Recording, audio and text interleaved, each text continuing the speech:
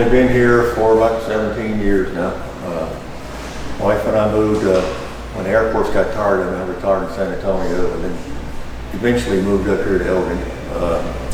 I've been a past manager out here at BFW for about 10 years. My wife is the current president. I've been a district commander for the BFW with 20 posts and 4,500 members. Why I wanted to run for city council was I talked about this long enough, and finally it's come to the point now it's either do it or don't. Act or don't act. So I plan on acting now. Again, some of my biggest concerns is the current growth around here that we're going to have. It's unprecedented with the amount of growth. I sat down with the city manager and had a chat with him about the developments that are coming in. My one concern was, are we ahead of the utilities? Are we ahead of the sewers? Are we ahead of the waters? And the current growth that we have, the impression I got is the city has got on track to take care of that. It doesn't address the older parts of the neighborhoods that we're going to have to keep track of. The stats that I read from the Chamber of Commerce from November 21, there's 14,000 homes coming, single family homes. That include the population. The roads, traffic is going to be horrendous. I plan on retiring before that happens. I also did ask about the city about the toll roads. It's coming. According to TxDOT, it is a long-range plan to head this direction. Whether it goes through Elgin or around Elgin, it will eventually get here and eventually get to the coast. That's what Governor Perry wanted. He's got that started. The rail system is coming. I don't know if that's going to be worth it or not because the way of our population density is, I'm not so sure that's the right thing to do at the moment. We'll work on it. But my big topic is controlled growth. But controlled growth and the rise of the property values, another one of mine is property taxes. Like Sue said, I am all for freezing 65 and over property tax. That's only the right thing to do. If not, we're going to start moving people out of old family homes. Those are my real big topics.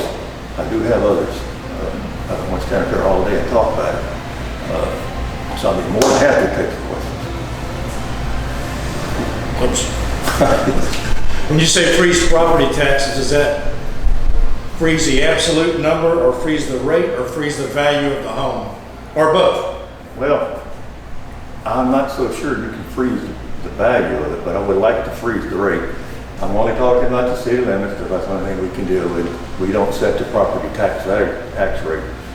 The city of Elgin gets 23 cents per property tax dollar, whereas the school board gets 51 cents.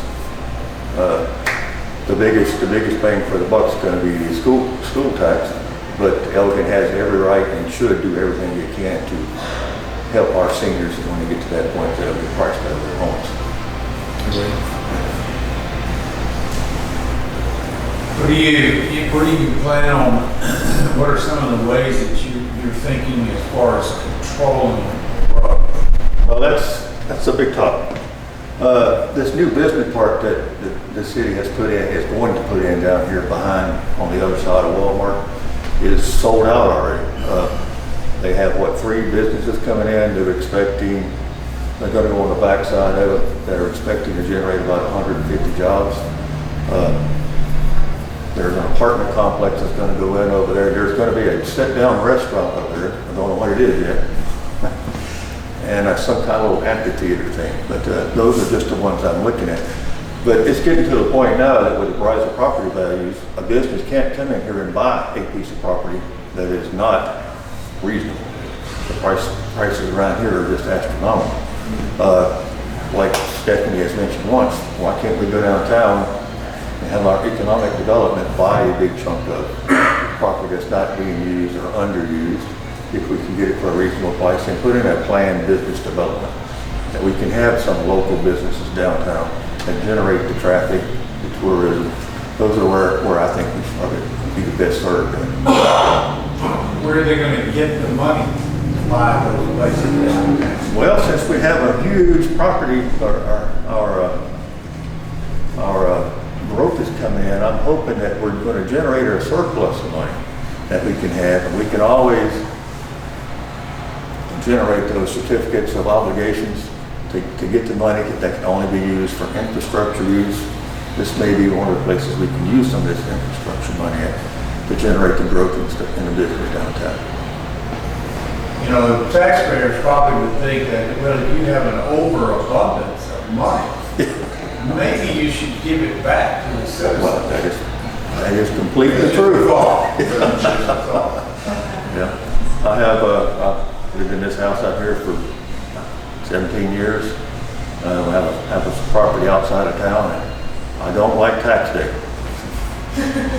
So I don't think it. I think we should. One of the things with the government is we have got to be frugal. You have to spend what you need to spend, but don't overspend it. Yes, you need to improve your projects, but you don't need to do an abundance.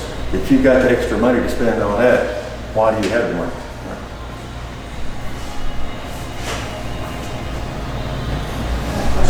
Oh, shit.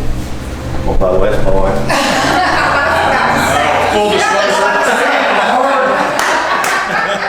You better be careful.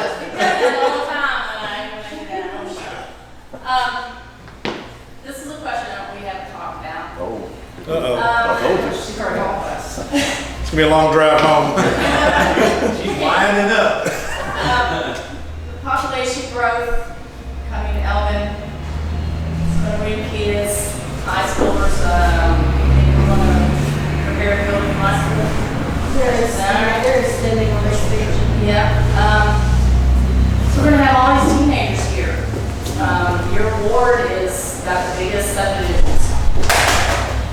What is a plan to have something for these kids to do?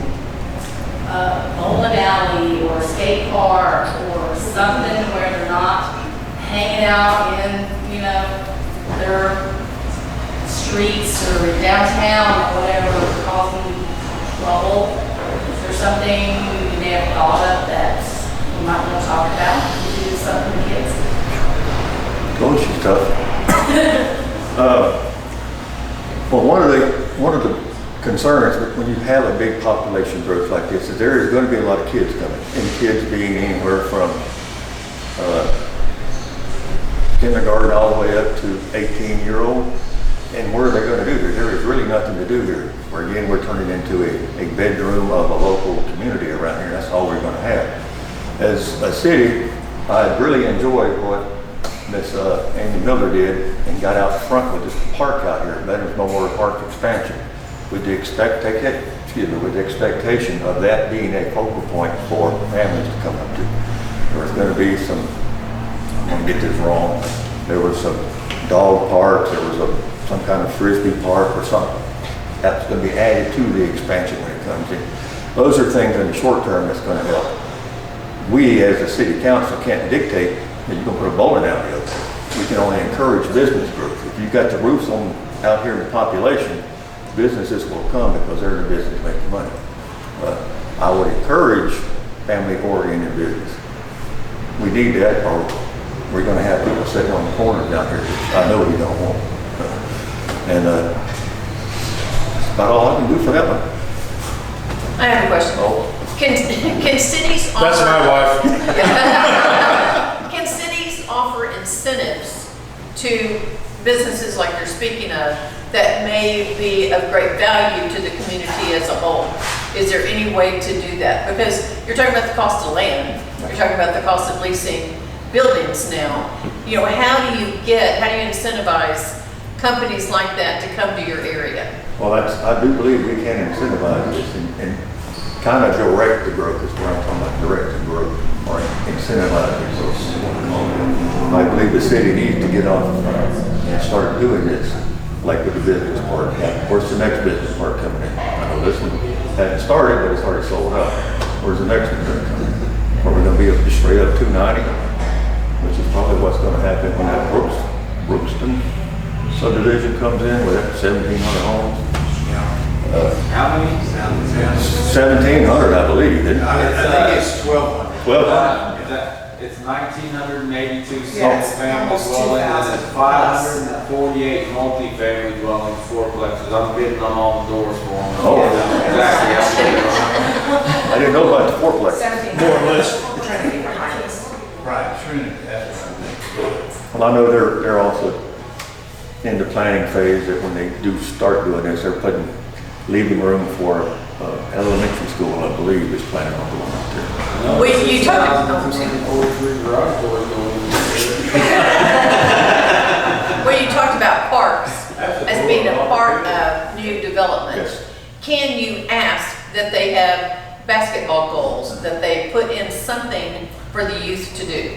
Like someone said earlier, Elgin was a little bit behind that to start with, but over the recent years, Elgin has a pretty strict thing. If you got so many plots going in, you have to have so much for a park area. And you can't do like they just did and said, here's your area. Now you have to put in the park. Oh, they want the city to put it in. Or they pay the city to put it in. So, yes, they do that.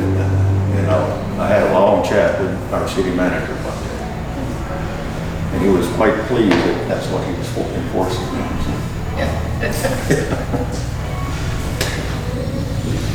Okay, so thank you. Well, thank you. Appreciate it. Okay. Stop me when I get a name. We've already done Thomas. I think it's just me left. Okay, Yeah. it's Sue. Whoops. That's her. I'm going the wrong Oh, way. yeah, yeah. Sorry, Stephanie.